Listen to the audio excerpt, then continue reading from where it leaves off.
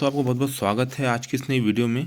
आज हम देखेंगे सामान्य भविष्य निधि खाते में क्या करना है अपने को। यहाँ पे अंत शेष की गणना करना है। तो अंत शेष में क्या क्या शेष बचेगा, है ना, उसके संबंध में आज हम क्या करेंगे, परिचर्चा करेंगे, है ना। अपने यहाँ क्या करते हैं, यहाँ पे जीपीएफ पासबुक अपन भरते हैं, है ना।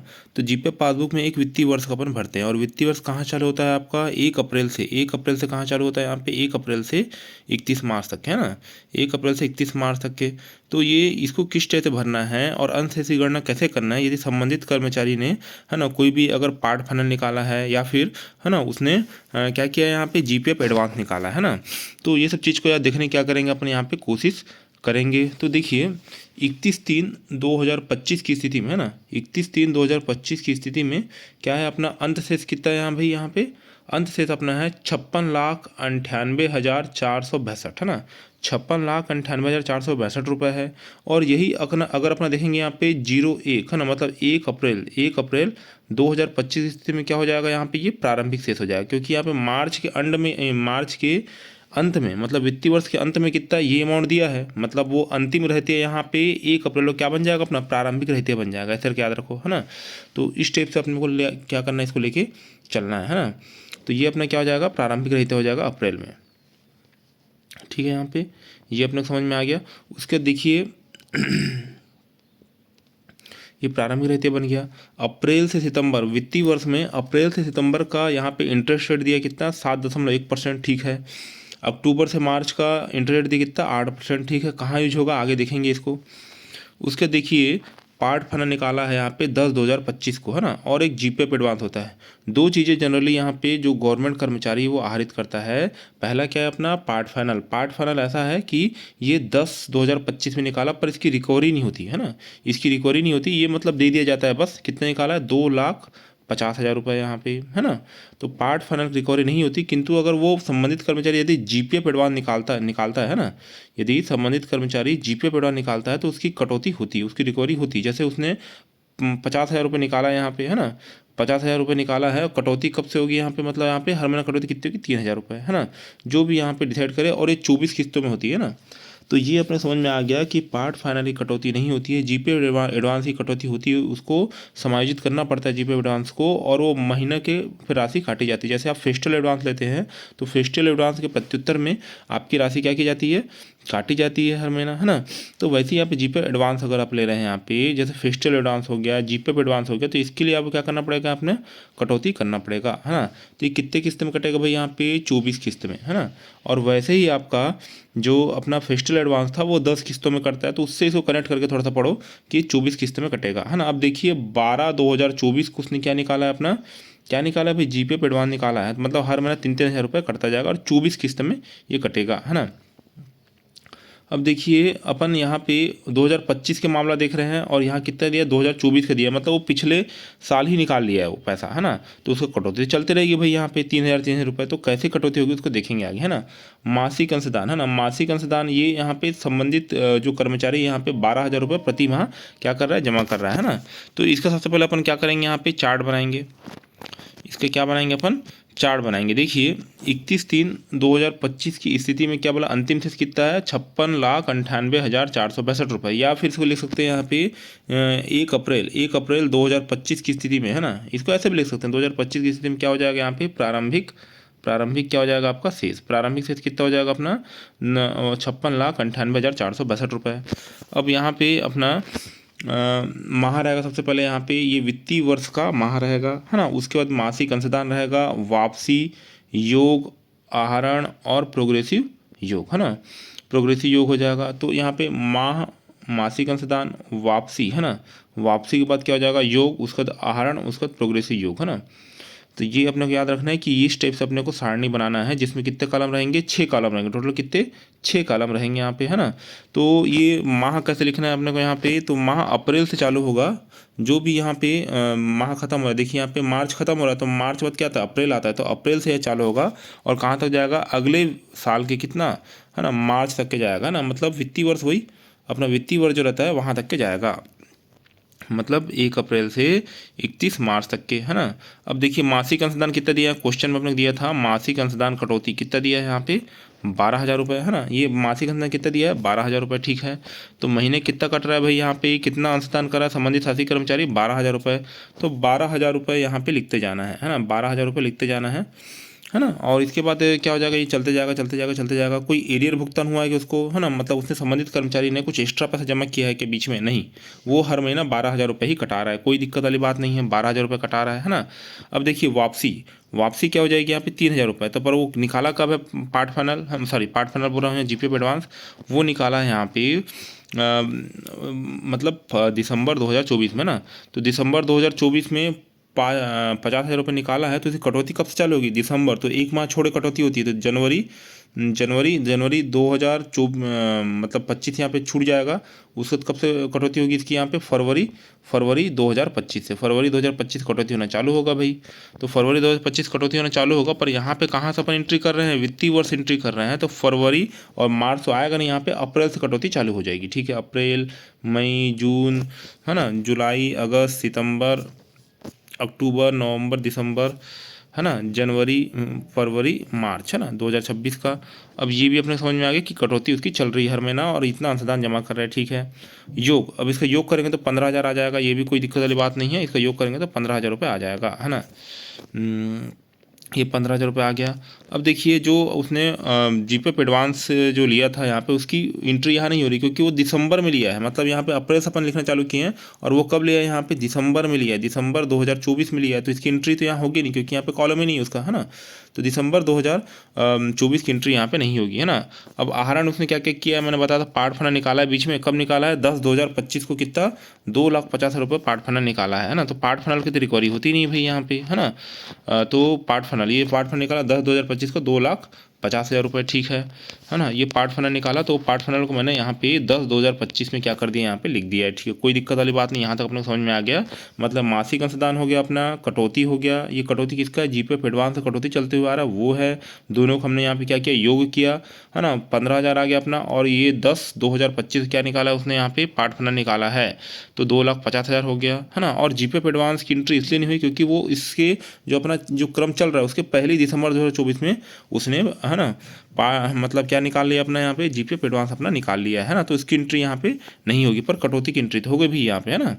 उसके देखिए प्रोग्रेसिव योग निकालेंगे, तो प्रोग्रेसिव योग कैसे निकालते हैं, यहाँ पे इसको किससे ऐड करना है, यहाँ पे 15,000 थे ना। तो 15,000 ऐड करोगे तो यहाँ लिखोगे, ये हो गया, ये आ गया अपना, है ना। उसके इसको इससे ऐड करो तो यहाँ पे ये एंट्री हो जाएगी, है ना।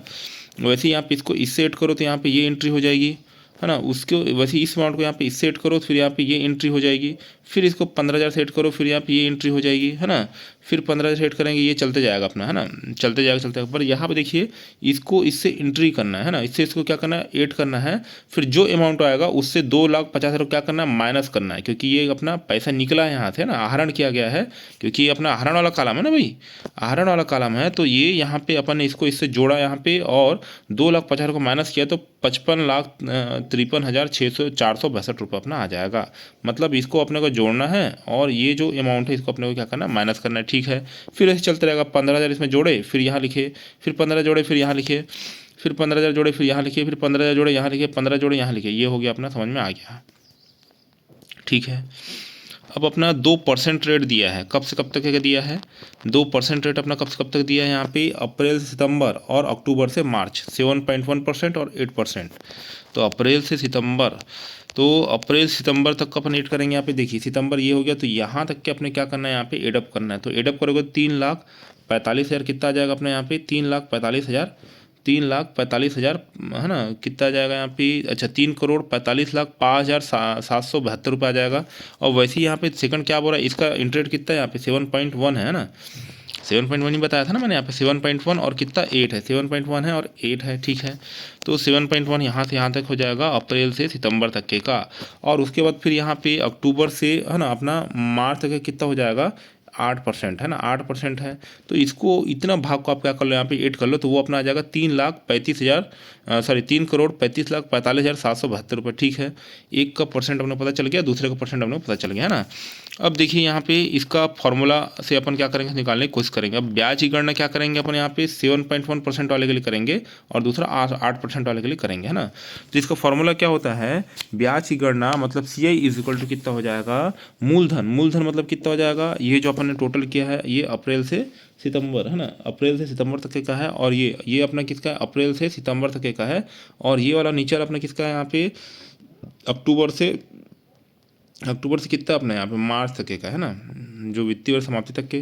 तो इसका इतना योग आया था, इसका इतना योग आया था, तो एक में 7.1% हो जाएगा, एक में 8% हो जाएगा। तो इसको अपन क्या करें, कैलकुलेट करेंगे तो कितना हो जाएगा यहाँ पे 2,04,159, फिर यहाँ पे 2,23,638, तो कितना हो जाएगा अपना हमें 4,27,797 आ जाएगा, ठीक है। अब अपन क्या करेंगे यहाँ पे, जो अंतिम शेष मतलब वित्तीय वर्ष समाप्ति में क्या निकाल रहे हैं अपन यहाँ पे, अंतिम शेष निकाल रहे हैं। तो अंतिम शेष निकालने में क्या करना पड़ेगा अपने को, पहले तो प्रारंभिक शेष लो। प्रारंभिक शेष कितना दिया था यहाँ पे, 56,98,462, यही था ना, 56,98,000 यही था, 56,98,000, ये देखिए 56,98,462 है ना। तो ठीक है, प्रारंभिक शेष अपन ने ले लिया 56,98,462, जमा कितना हुआ था 1,80,000 रुपये। तो जमा कहाँ से निकला यहाँ पे, ये देखिए योग वालों को अपन ने क्या किया, टोटल किया, है ना, जो अपना योग वाला कॉलम था इसको टोटल किया, तो अपना जमा कितना निकल जाएगा यहाँ पे 1,80,000, है ना। 1,00,000 कितना हो जाएगा अपना यहाँ पे 80,000 रुपये आ जाएगा, है ना। तो जमा वाले कॉलम का अपन यूज करेंगे, मतलब योग करेंगे, तो 1,80,000 अपना आ गया।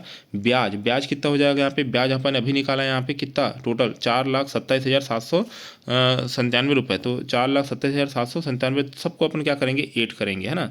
अब बंदे ने आहरण कितना किया है यहाँ पे, आहरण क्या जीपीएफ मतलब पार्ट फाइनल अपना आहरण किया 2,50,000 रुपये। अब इससे उसको जीपीएफ एडवांस क्यों नहीं घटा रहे हैं, क्योंकि वो लिस्ट में अपनी सारणी में है ही नहीं, है ना, क्योंकि उसने जो हमारे वित्तीय वर्ष का भी यहाँ पे कैलकुलेशन कर रहे हैं उससे पहले ही उसने ले लिया था। भले कटौती हो रही है अलग बात है, पर उसको यहाँ नहीं लेंगे। मात्र आहरण में क्या आएगा अपना पार्ट फाइनल 2.5 लाख रुपये आएगा। तो 2.5 लाख रुपये से क्या कर देंगे यहाँ पे, माइनस कर देंगे, तो अपना कुल आंसर कितना जाएगा यहाँ पे 60,56,259 रुपये। तो ये अपना क्या हो जाएगा भाई, यहाँ पे आंसर हो जाएगा। तो यहाँ तक अपने को कहानी समझ में आ गई, है ना। तो इस टाइप से इसको इस वे में लेकर अपने क्या करना है, सॉल्व करना है। एक और क्वेश्चन देखते हैं तो आपको और क्रिस्टल क्लियर हो जाएगी चीज़ें। अब देखते हैं सेकंड क्वेश्चन यहाँ पे, 1 अप्रैल 2024 को यहाँ पे प्रारंभिक शेष दिया, ये अपना क्या हो जाएगा, अप्रैल में दे दिया तो ये अपना प्रारंभिक शेष हो जाएगा भाई, अंतिम शेष थोड़ी ना होगा। अगर मार्च के अंत में बोलता तो अंतिम शेष होता, और वो अप्रैल में आगे क्या हो जाएगा यहाँ पे, प्रारंभिक शेष या प्रारंभिक रहतिया हो जाएगा। जैसे अपन अपने अकाउंट में पढ़ते हैं प्रारंभिक रहतिया या प्रारंभिक स्टॉक, उस टाइप, है ना। तो अप्रैल में ही दे दिया तो ये प्रारंभिक शेष हो गया। परसेंट रेट भी अपने पता है, अप्रैल से अगस्त, है ना, अप्रैल से अगस्त कितना दिया है 7.1%, और सितंबर से मार्च कितना दिया है 7.6%। चलो भाई ये अपने को याद रखना है, लास्ट में काम आएगा। उसका जीपीएफ एडवांस से निकाला यहाँ पे, तो इसी कटौती करनी पड़ेगी भाई, कितना 2,75,000 रुपये से निकाला, है ना। एडवांस निकाला तो उसको पेमेंट भी करना पड़ेगा, है ना। तो कटौती कैसे करा, 12,000 रुपये पर मंथ कटा रहा था मंदिर शासी कर्मचारी, ठीक है। उसका जीपे बना। अब पार्ट फाइनल लिया है, तो पार्ट फाइनल लिया तो इसको वापस करने का जरूरत नहीं है। कब लिया है, 1/2025 को, है ना, कितना 1,15,000 रुपये, 1,15,000 रुपये क्या लिया है, पार्ट फाइनल लिया है, तो इसको वापस करने की जरूरत नहीं है। इसी कटौती इंपॉर्टेंट नहीं है, पर यहाँ पे जैसे हम फेस्टिवल एडवांस या जीपे एडवांस स्टेप लेते हैं तो इसकी कटौती हर महीना होती है, जो कि यहाँ पे 12,000 रुपये दिया हुआ है। जीपीएफ मासिक अंशदान कितना है यहाँ पे 14,000 रुपये, है ना। जीपीएफ मासिक अंशदान कितना है 14,000 रुपये। तो चलो भी देखते हैं यहाँ पे, ये 14,000 रुपये याद रखिएगा, मासिक अंशदान है ना। तो देखिए सारणी अपना वही बनेगा। सबसे पहले तो अपन यहाँ पे 1 अप्रैल 2024 के से प्रारंभिक शेष ले लेंगे 32,51,930 रुपये, है ना। अब यहाँ पे मासिक अंशदान कितना हो रहा है भाई, यहाँ पे 14,000 रुपये हो रहा है, तो 14,000 रुपये लिखते जाओ यहाँ पे, है ना। अगर मान लीजिए यहाँ पे कुछ एक्स्ट्रा पैसा जमा करता तो यहाँ पे ऐड करना पड़ता उसको, जैसे एरियर वगैरह, पर यहाँ पे उसने कुछ भी एक्स्ट्रा पैसा जमा नहीं किया तो यहाँ पे 14,000 ही आएगा, है ना। ये अपन ने यहाँ पे वित्तीय वर्ष समाप्ति तक अपन ने लिख दिया 14,000 ये, है ना। उसका देखिए यहाँ पे अब उसने क्या किया है, देखिए अक्टूबर, है ना, अक्टूबर 2024 को, है ना, 10/2024 क्या लिया है उसने यहाँ पे 2,75,000 रुपये, है ना, जीपे पे एडवांस लिया है। तो जीपे पे एडवांस कहाँ, आहरण वाले कॉलम में डालेंगे, है ना।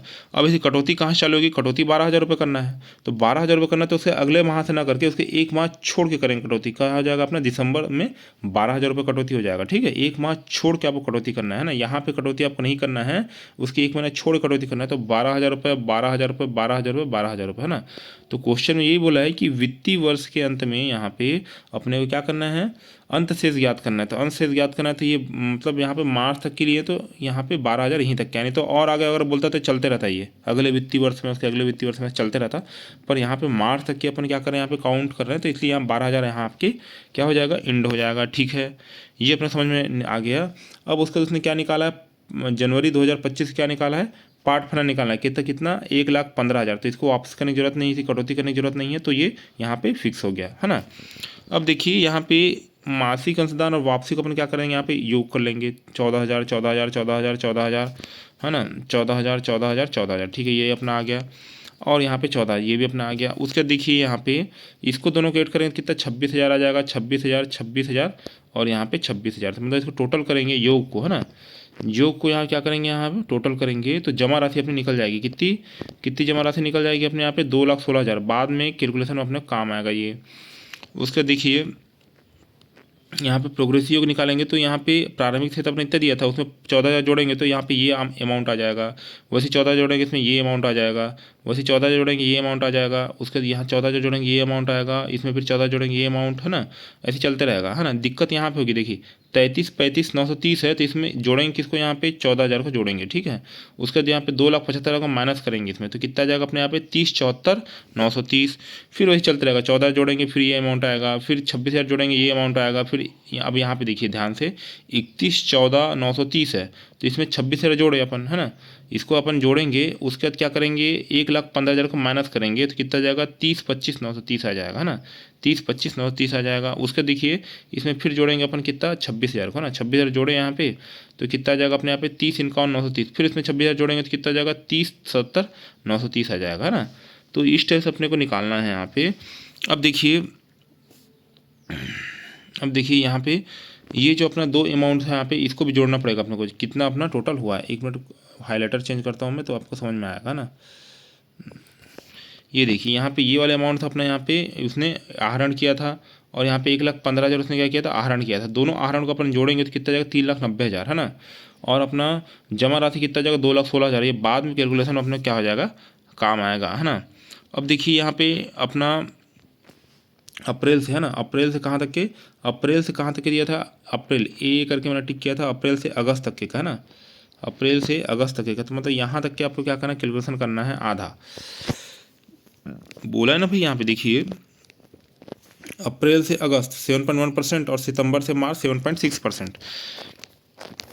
अपन कुछ नहीं करेंगे, अप्रैल से अगस्त तक का जोड़ेंगे तो कितना जाएगा अपने यहाँ पे 1,64,000, मतलब 1,64,69,650 ये आ गया अपना।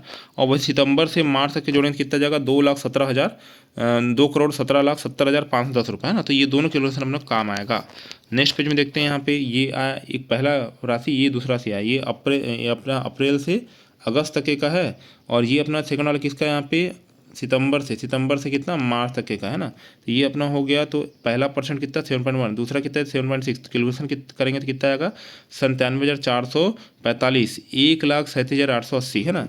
देखिए अगर आप कुछ ऐसे कैलकुलेशन और क्वेश्चन यहाँ पे कर रहे हैं तो आपको ये याद रखने की बहुत ज़्यादा ज़रूरत है कि, है ना, आपको ये याद रखना बहुत ज़रूरी है कि आपका कुछ भी चीज़ क्या नहीं होना चाहिए, यहाँ पे मिस्टेक नहीं होना चाहिए, है ना। मिस्टेक कैसे नहीं होना चाहिए, अगर ये आप कैलकुलेटर में कुछ कैलकुलेशन कर रहे हैं तो आपको कॉपी में ध्यान से उतारना, नहीं तो ये क्या हो जाता है, गड़बड़ हो जाता है उसमें, है ना। तो वो क्या हो जाता है आपका, गड़बड़ हो जाता है, तो उसको अपने को क्या करना है, यहाँ पे देखना है ना। तो यहाँ पे कितना आ गया अपना, दोनों को एडअप किए तो 2,35,325 रुपये आ गया। तो प्रारंभिक शेष अपना क्वेश्चन दिया था 32,51,930 रुपये, है ना। जमा अपने यहाँ पे कैलकुलेशन निकाले अपन यहाँ पे सारणी से, है ना, 2,16,000, है ना, और 3,90,000 क्या जाएगा अपना यहाँ पे आहरण, कितना आहरण किया अपने यहाँ पे 3,90,000। तो ये भी हो गया। अब इसको जोड़े, है ना, और इसको ब्याज अपना अभी कैलकुलेट किए 2,35,000 यहाँ आ गया, है ना। तो प्रारंभिक शेष जमा और ब्याज को अपन एडअप किया तो 37,03,255 अपना आ गया, है ना। ये कैलकुलेटर मिस्टेक से हुआ है, कैलकुलेटर से उतारते समय आपने क्या कर दिया, यहाँ पे गलत लिख दिया, 225 लिख दिया 255 को, जिससे मिस्टेक होने की संभावना बढ़ती है। इसलिए कैलकुलेटर में आप जो भी कैलकुलेट करते हैं उसको ध्यान से यहाँ पे उतारना है ना। आहरण कितना हो गया अपना यहाँ पे 3,90,000 हो गया। तो इसको अब इसे क्या करना है, माइनस करना है। तो अपना आ जाएगा यहाँ पे 33,13,255 रुपये अपना क्या हो जाएगा, यहाँ पे आंसर आ जाएगा ना, 33,31,000 सॉरी 33,13,255 रुपये अपना क्या हो जाएगा, यहाँ पे आंसर हो जाएगा ना। तो ये इस स्टेप से क्या करना, अपने को सॉल्व आउट करना है ना। तो वीडियो बनाने के लिए आपको बहुत बहुत धन्यवाद। आपको दिन क्या हो, शुभ हो।